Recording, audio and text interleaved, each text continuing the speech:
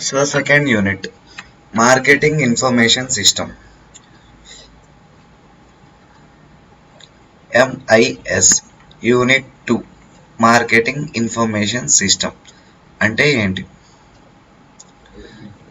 Marketing information సిస్టంలో కొంతమంది జనాలు ఉంటారు, ఎక్విప్మెంట్ ఉంటుంది, ప్రాసెస్ ఉంటుంది. వీళ్ళందరూ gather to sort, analyse, evaluate and distributed needed timely and accurate information to marketing decision makers. So marketing decision తీసుకోవడానికి మార్కెటింగ్ డిసిషన్ మేకర్స్ ఉంటారు. సో ఆ డిసిషన్ ఎలా తీసుకోవాలి, ఎలా సార్ట్ చేయాలి, అనలైజ్ చేయాలి, ఎవాల్యుయేట్ చేయాలి, డిస్ట్రిబ్యూట్ చేయాలి, ఆ పీపుల్, ఆ ఎక్విప్మెంట్, ఆ ప్రొసీజర్, ఇదంతా ఎవరు చేస్తారంటే marketing information system, MIS.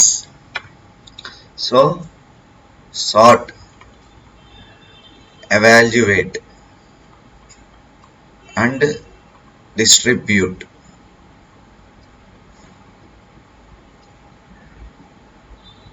timely information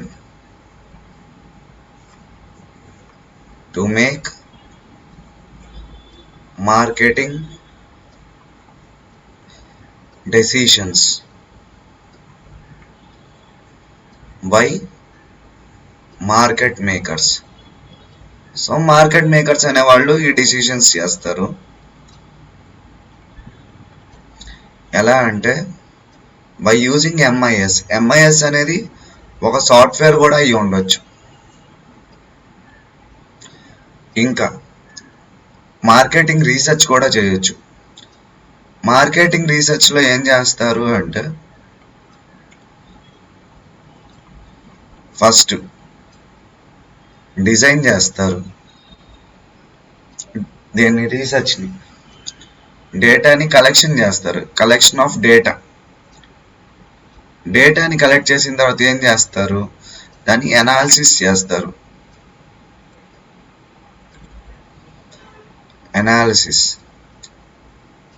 analysis అయిన తర్వాత డేటాని రిపోర్ట్ని తయారు చేస్తారు. దాని నుంచి కొన్ని ఫైండింగ్స్ వస్తాయి. ఆ ఫైండింగ్స్ని బేస్ చేసుకొని మార్కెట్ డిసిషన్ అనేది తీసుకుంటారు. So this is marketing research. అయితే మార్కెట్ రీసెర్చ్కి ప్రాసెస్ ఏంటి? First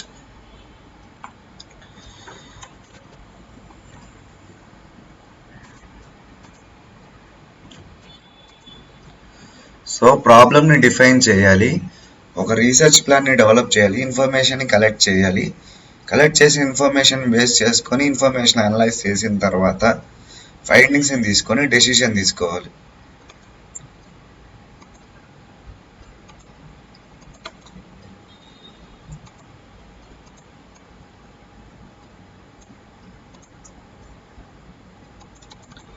next consumer behaviour. So consumer behaviour అనేది దేన్ని బేస్ చేసుకొని చెప్తారు? కన్జ్యూమర్ బిహేవియర్ అనేది సో మన దగ్గర ఉంది ఏంటి, మార్కెట్ రీసెర్చ్ ఒకటి, మార్కెట్ ఇన్ఫర్మేషన్ సిస్టమ్ ఒకటి. ఈ రెండింటిని బేస్ చేసుకొని కన్జ్యూమర్స్ అనేవాళ్ళు మన ప్రోడక్ట్తో ఎలా ఇంటరాక్ట్ అవుతున్నారని చెప్తాం. So MIS, MR. సో దీన్ని బేస్ చేసుకొని మనం ఏం చేస్తాం, కన్జ్యూమర్ స్టడీ అనేది చేస్తాం. ఆ కన్జ్యూమర్ స్టడీలో ఎవరెవరి గురించి ఉంటుంది, ఇండివిజువల్స్ గురించి, గ్రూప్స్ గురించి, ఆర్గనైజేషన్ గురించి ఉంటుంది. సో వీళ్ళందరూ మన ప్రోడక్ట్ని ఏం చేస్తారు, ఫస్ట్ సెలెక్ట్ చేసుకుంటారు, సెలెక్ట్ చేసిన తర్వాత కొంటారు, కొన్న తర్వాత యూజ్ చేస్తారు, యూజ్ చేసిన తర్వాత డిస్పోజ్ చేసేస్తారు. ఇలా ఏం చేస్తారు, ఆ ప్రోడక్ట్ ఏమై ఉండొచ్చు, గూడ్స్ ఆర్ సర్వీసెస్, ఏదైనా అయి ఉండొచ్చు. Goods, services, ideas or experiences, ఇట్లా ఏదైనా అయి ఉండొచ్చు. ఇంకా నెక్స్ట్ కాన్సెప్ట్, ఏ ఫ్యాక్టర్స్ అనేవి కన్జ్యూమర్ బిహేవియర్ని ఎఫెక్ట్ చేస్తాయి. Factors affecting consumer behaviour.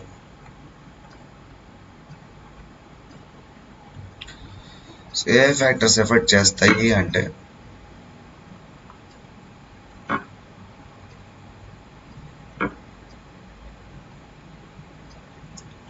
First factor cultural factors.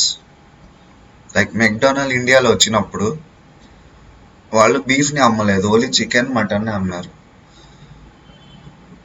Social factors అంటే రిఫరెన్స్ గ్రూప్ ఎవరు,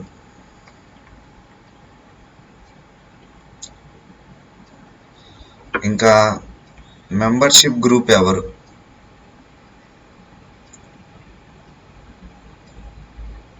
మన ప్రైమరీ గ్రూప్ ఎవరు, సెకండరీ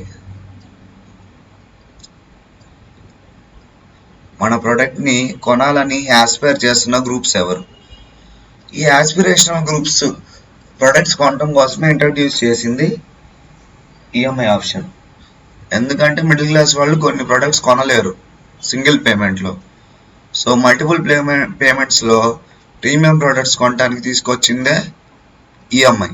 ఎవరిని ఫోకస్ చేస్తా, యాస్పిరేషనల్ గ్రూప్ని. డిసోసియేటివ్, అలానే మన ప్రొడక్ట్ మీద ఒక ఒపీనియన్ ఫామ్ అయ్యేవాళ్ళు. ఒపీనియన్ లీడర్స్ అంటే ఇన్ఫ్లుయెన్సర్స్ సింపుల్గా. ఇంకా family structure, like family orientation. కొన్ని ఫ్యామిలీస్లో ఎప్పటి నుంచో ఒకటే ప్రోడక్ట్ వాడతారు, మార్చరు దాన్ని, దానికి అలవాటు పడిపోయి ఉంటారు. కొంతమంది ఎప్పుడు మెడిమిక్సే వాడతారు, కొంతమంది ఎప్పుడు సింతాలే వాడతారు. ఎందుకంటే వాళ్ళ ఫ్యామిలీలో ఎప్పటి నుంచి అదే ఫస్ట్ నుంచి అదే వాడుతున్నారు కాబట్టి వేరే వాడరు.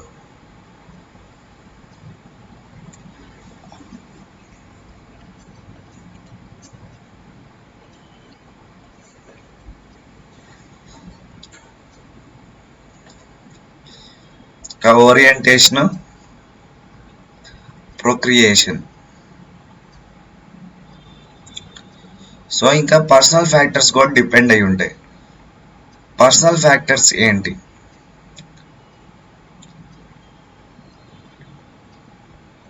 First roles. సొసైటీలో వాళ్ళ రోల్ ఏంటి, వాళ్ళ ఏజ్ ఎంత, వాళ్ళు ఏ స్టేజ్లో ఉన్నారు, వాళ్ళ ఆక్యుపేషన్ ఏంటి, వాళ్ళ ఎకనామిక్ స్టేటస్ ఏంటి, వాళ్ళ వాల్యూస్ అండ్ లైఫ్ స్టైల్ ఏంటి. వీటిని బేస్ చేసుకొని కన్స్యూమర్ బిహేవియర్ అనేది ఉండిద్ది. Next thing, so model of personal individual consumer behaviour for behaviour and buying decision process.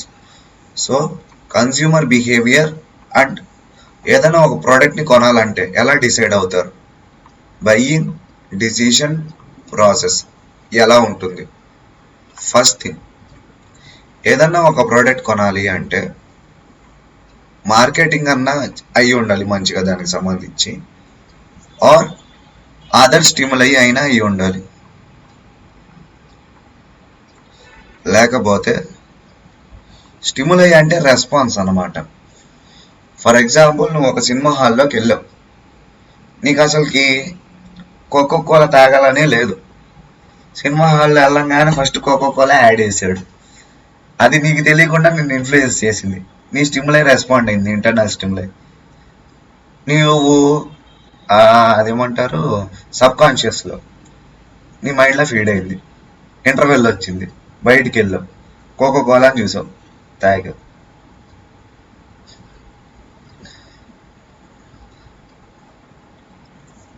అలానే consumer consumer psychological factors. So consumer కొన్న సైకలాజికల్ ఫ్యాక్టర్స్ ఏంటి? అతనుకున్న సైకలాజికల్ ఫ్యాక్టర్స్ ఏంటి అంటే, ఫస్ట్ మోటివేషన్. సో అతను motivate అయ్యాడా లేదా add చూసి. సెకండ్, ఒక product మంచిది, ఒక ప్రోడక్ట్ చెడ్డది అనే పర్సెప్షన్. అన్ని ప్రోడక్ట్స్ లైక్ వంట నూనెలు ఉన్నాయి, సన్ఫ్లవర్ ఆయిల్, ఇంకొక ఆయిల్, ఇంకో ఆయిల్, ఇంకో ఆయిల్. సో మ్యాక్సిమం అన్ని సన్ఫ్లవర్ ఆయిల్ ఒకే చోట ప్రొడ్యూస్ అవుతాయి, రాజమండ్రిలో ఆయిల్ రిఫైనరీలో వస్తాయి మొత్తం. కానీ మొత్తం ఒకటే ఆయిల్, బయట ప్యాకింగే డిఫరెంట్. కానీ జనాలందరూ ఏంటి, ఒక ఆయిల్ మంచిది, ఒక ఆయిల్ చెడ్డది అనే పర్సెప్షన్. దాంట్లో కూడా ఫ్రీడమ్ ఆయిల్ మంచిదే అంటారు. నిజంగా ఫ్రీడమ్ ఆయిల్ మంచిదే అని టెస్ట్ చేశారా? లేదు, ఒక పర్సెప్షన్ అది. ఇంకా learning and memory. Learning and memory అంటే వాళ్ళ ఎక్స్పీరియన్స్ని బేస్ చేసుకొని,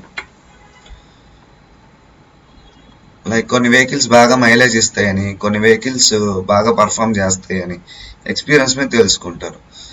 కన్జ్యూమర్ క్యారెక్టరిస్టిక్స్, లైక్ ఎలాంటి క్యారెక్టరిస్టిక్స్? సోషల్ క్యారెక్టరిస్టిక్స్, కల్చరల్, ఇంకా పర్సనల్. పెస్టిల్ని కూడా ఇంక్లూడ్ చేయొచ్చు. పెస్టిల్ 4Psని కూడా ఇంక్లూడ్ చేయొచ్చు బయింగ్ డిసిషన్లో.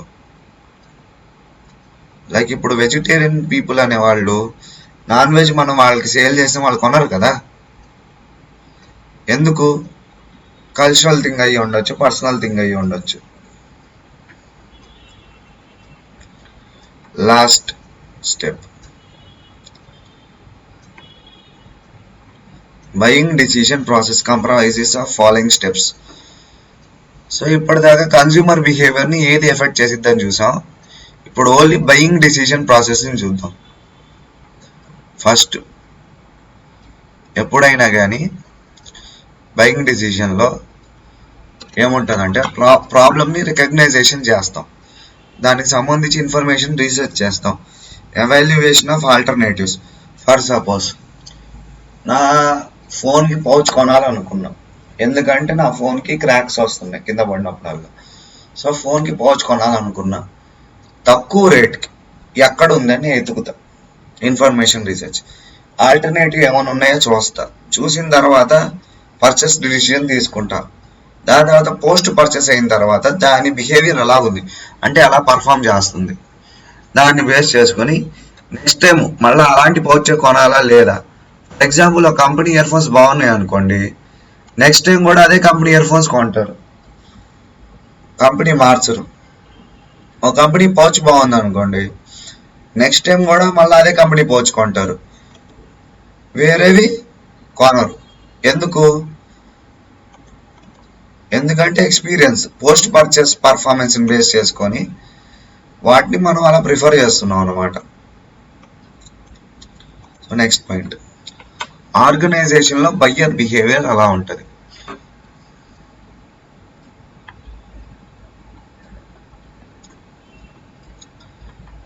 సేమ్ ప్రాబ్లం రికగ్నైజేషన్, కాకపోతే సప్లయర్ని రీసెర్చ్ చేస్తారు ఎవరి దగ్గర నుంచి తీసుకురావాలని. దాని తర్వాత ఈ ప్రొక్యూర్మెంట్, ఆన్లైన్లో ఆర్డర్ పెడతారు, లైక్ అలీబాబా ఎక్స్ప్రెస్ ఇంకోటి దాని నుంచి ఆర్డర్ పెట్టేస్తారు కావాల్సిన రా మెటీరియల్ని. దాని తర్వాత లీడ్ జనరేషన్, ప్రపోజల్ సొలిటేషన్ అంటే ప్రపోజల్ని తీసుకెళ్తారు. సప్లయర్ సెలెక్షన్, ఎవరి దగ్గర నుంచి తీసుకురావాలి. ఆర్డర్ రొటీన్ స్పెసిఫికేషన్, మన డిస్క్రిప్షన్ అంటే మన స్పెసిఫికేషన్ మెన్షన్ చేస్తారు. దాని తర్వాత తీసుకొచ్చిన ప్రోడక్ట్ ఎలా పర్ఫామ్ అవుతుంది అనేది రివ్యూ చేసుకుంటారు.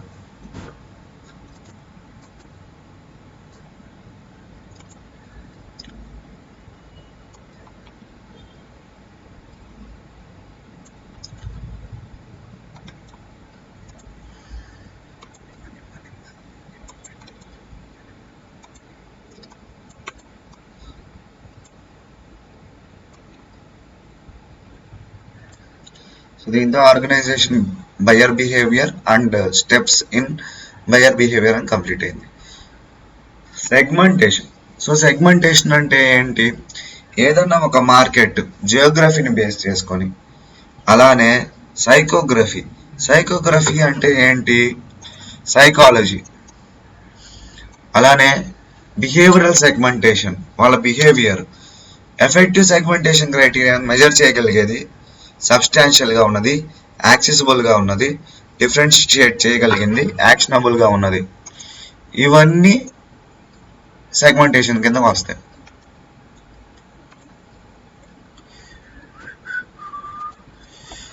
ఈనాడే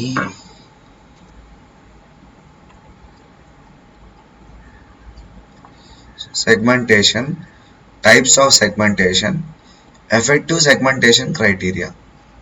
సో ఈ 3 కాన్సెప్ట్స్ మనం ఇప్పుడు నేర్చుకున్నాం.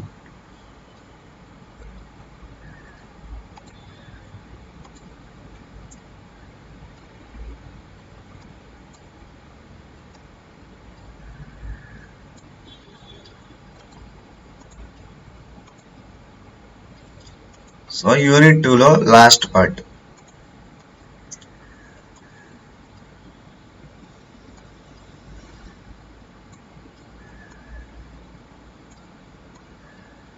వచ్చేసి market targeting.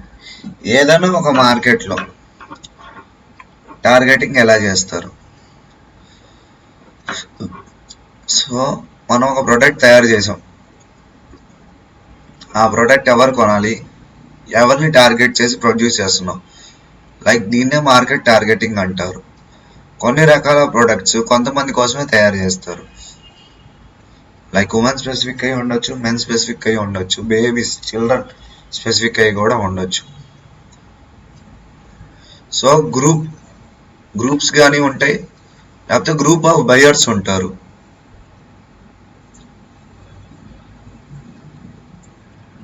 Focus on target group మాత్రమే ఉంటుంది ఇక్కడ. అయితే ఎలా టార్గెట్ చేస్తారు? Market segmentation, market targeting, market positioning. So target marketing types ఏంటి?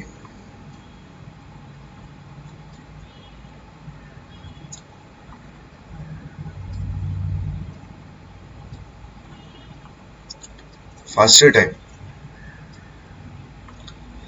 మార్కెట్ సెగ్మెంటేషన్, డిఫరెంట్ సెగ్మెంట్స్గా డివైడ్ చేయటం. Market targeting, target customers. Market positioning, మార్కెట్లో మన ప్రోడక్ట్ పొజిషనింగ్. సో ఈ 3 మన మార్కెట్ టార్గెటింగ్ టైప్స్ అన్నమాట. సో దీంతో యూనిట్ 2 అనేది కంప్లీట్ అయింది.